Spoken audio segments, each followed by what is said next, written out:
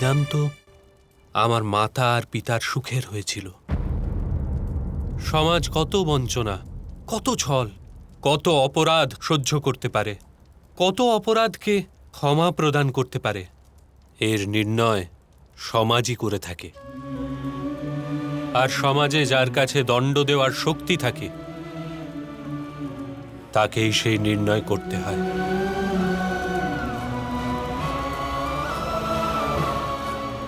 ধুন্দুমালি মহাশয়, এবার আপনি আমার পুত্রদের বলুন, আমার ভ্রাতা শ্রীকৃষ্ণ কি প্রকারে জীবিত রইল?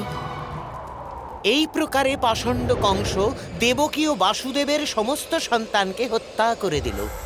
এবার অষ্টম গর্ভের সময় হলো।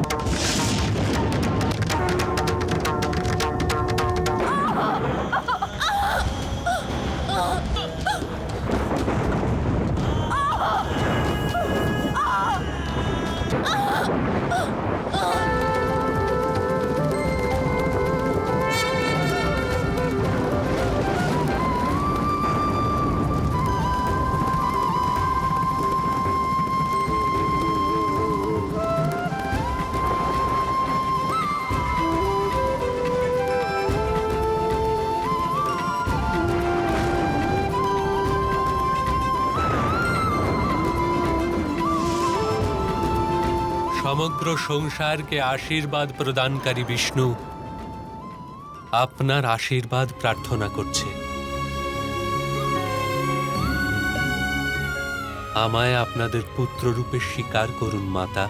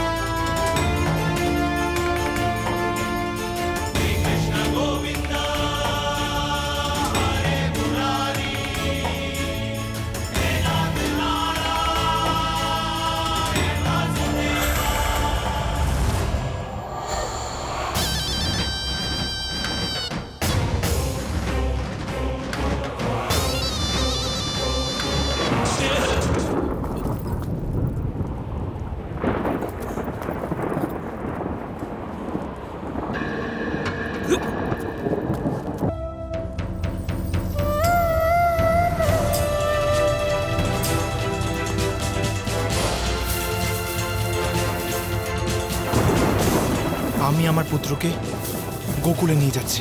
ওখানে মিত্র নন্দের কাছে এ সুরক্ষিত থাকবে। কিন্তু কিন্তু কি করে আছো? এখানে কারাগারের দুয়ার বন্ধ, বাইরে বাইরে সেনাবাহিনী পাহারারত, এত বৃষ্টি হচ্ছে, নিশ্চয়ই যমুনায় বান এসেছে।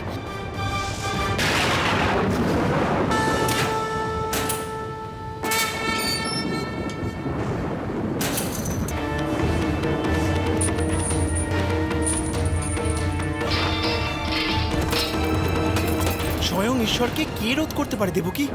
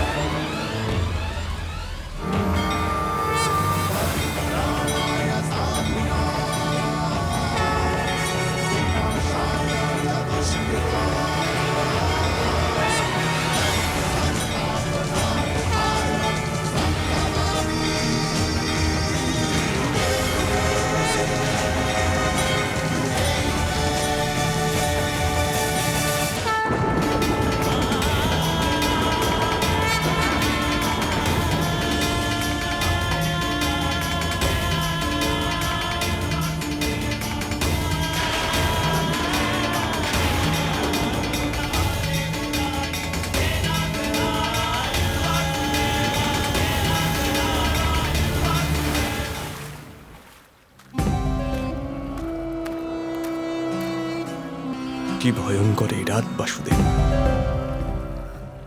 হ্যাঁ মিত্রনন্দ, জীবনের সবচেয়ে ভয়ঙ্কর রাত, কারণ আমার মিত্রের কাছে এত বড় বলিদান চাইছি। আপনি বলিদান চাইছেন না বাসুদেব, এই সময় বলিদান চাইছে। আমার পত্নী যশোদা আজ রাতে এই কন্যাটির জন্ম দিয়েছে।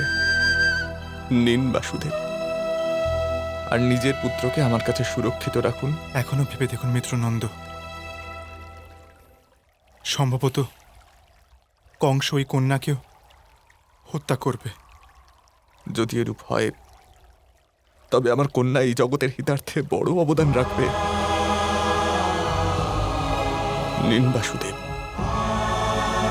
নিয়ে যান একে।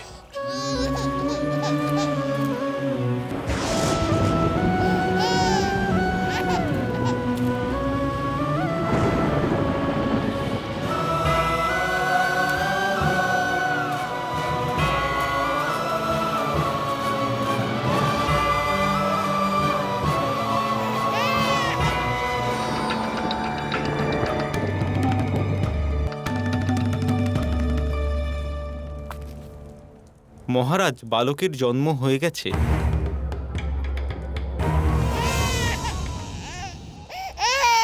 দেবকে, কোথায় তোমার অষ্টম সন্তান? না জ্যেষ্ঠ, আমি তো কন্যার জন্ম দিয়েছি। কন্যা? এ কি রূপে সম্ভব? তোমার পুত্রই আমার মৃত্যুর কারণ হবে, এটাই দৈববাণী হয়েছিল। তুমি কন্যাকে কি প্রকারে জন্ম দিলে? আমি আপনাকে বলেছিলাম যে দৈববাণীর কথা বিশ্বাস করে এই অন্যায় করবেন না। আমাকে দিয়ে দাও এই কন্যা দেবকে।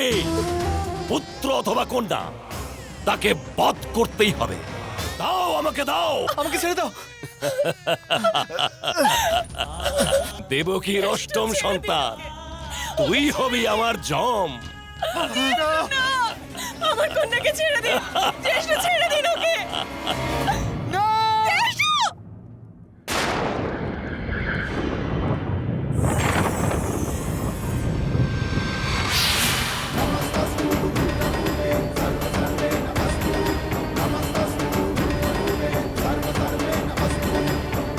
যাদব কুলের শত্রু কংস তোর পাপ সীমা লঙ্ঘন করেছে। তোকে দণ্ড প্রদানকারী বালক সুরক্ষিত আছে, আর যথাযথ সময়ে সে তোকে বধ করবে।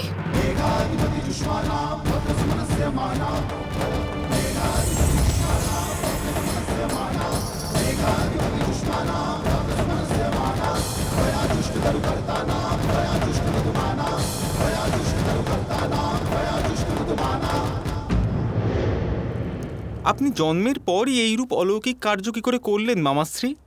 পুত্রসুত সোম, মনুষ্যরূপে জন্মগ্রহণকারী ব্যক্তি অলৌকিক কার্য করতে পারে না। কিন্তু চমৎকার তো হয়েছিল মামাশ্রী। অবশ্যই হয়েছিল পুত্র শতানিক, কিন্তু সেই বিস্ময়কর কার্য ঈশ্বর করেছিলেন।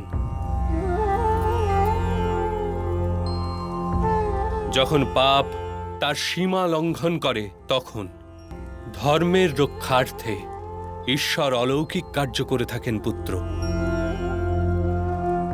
ধর্মের স্থাপনার্থে মানুষ যখন নিজের স্বার্থ, নিজের মোহ, এই দুটিকে ত্যাগ করে বলিদানের জন্য প্রস্তুত হয়ে যায়, তখন সমগ্র সৃষ্টি বিস্ময়কর ঘটনায় ভরে ওঠে।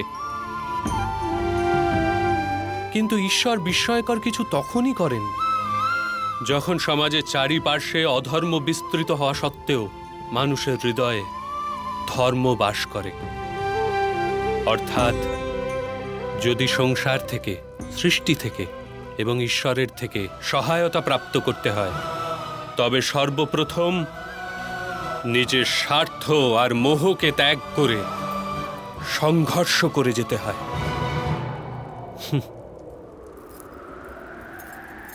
যথার্থ কথা বলছি তো সখী?